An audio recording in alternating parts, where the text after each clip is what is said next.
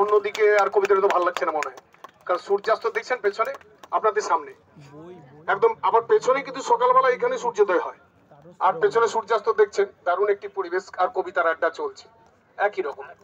আর সে তো বহুদূর না, কাছে তো, বহু দূর নেই তো, আমার প্রদীপটা তো কাছে, সে তো বহুদূর। ডক্টর অমৃতলাল বিশ্বাস তিনি দিচ্ছেন আমাদের উৎসব কমিটির সভাপতি, এবং সঙ্গে সঙ্গে তিনি আমার পত্রিকার সভাপতি প্রদীপ কুমার মাইতি বাবুকে উপহার দিচ্ছেন, তাকে ধন্যবাদ জানাচ্ছি। আর সঙ্গে সঙ্গে আমি আর বেশি সময় নেব না, কবিতা পাঠ করবেন বেশ কিছু জন, আমি স্যারকে আগে ছেড়ে দিই, অর্থাৎ জয়দীপ চট্টোপাধ্যায়। আমি এসেই বলেছিলাম যে যার সঙ্গে যার সঙ্গে খেজুরি, পেটুয়াঘাট, কাঁথি, নেগুয়া সম্পর্ক আছে, নেগুয়াতে তিনি প্রথম অফিসার হয়ে এসেছিলেন,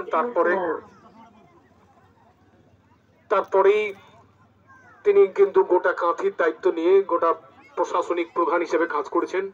আমাদের স্বপ্নের লেখক সাহিত্য সম্রাট বঙ্কিমচন্দ্র চট্টোপাধ্যায়, এই সাগর থেকে আসার ছবি তার কলমে ভেসে উঠেছে, আমরা পড়ে সত্যি অবাক হয়ে যাই, কি লেখা, তৎসম শব্দের মিশ্রণে সেই লেখা, মানে এখনো আমাদের মনকে নাড়ায়।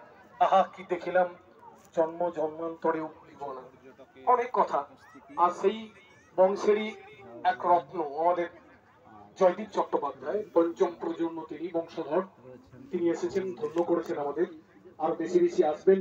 এই যে রসুলপুর নদী ঠিক পেছনেই, সামনেই গঙ্গাসাগর এবং বঙ্গোপসাগরের শুরু, সেই জায়গায় বসে আমরা আজকে কবিতার আড্ডায় বসেছি, কিছুক্ষণ বসেছি। আমি জয়দীপ চট্টোপাধ্যায় মহাশয়কে তাকে কিছু বলার জন্য আহ্বান জানাচ্ছি। সুন্দর একটি স্মরণীয় সন্ধ্যা বলা যায়। খেজুরি সমুদ্র সৈকত, এটা হিজলি সৈকত, বঙ্গোপসাগর রয়েছে পাশেই। বঙ্গোপসাগরের এই তীরে চলছে সাহিত্যের আড্ডা। নতুন বছরে তুমি খুব ভালো থেকো, স্বপ্নেরা সব পাখা মেলে যেন ওড়ে। নতুন বছরে সবাইকে ভালো রেখো, কাছে টেনো যারা আজও আছে অনাদরে।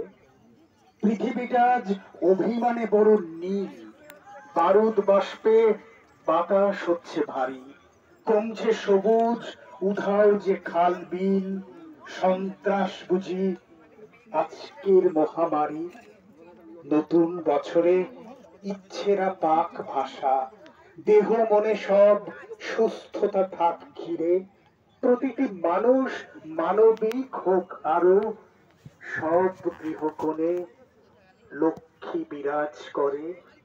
নতুন বছরে বন্ধুতা আরো চাই, ভেদাভেদ ভুলে একসাথে পথ চলা।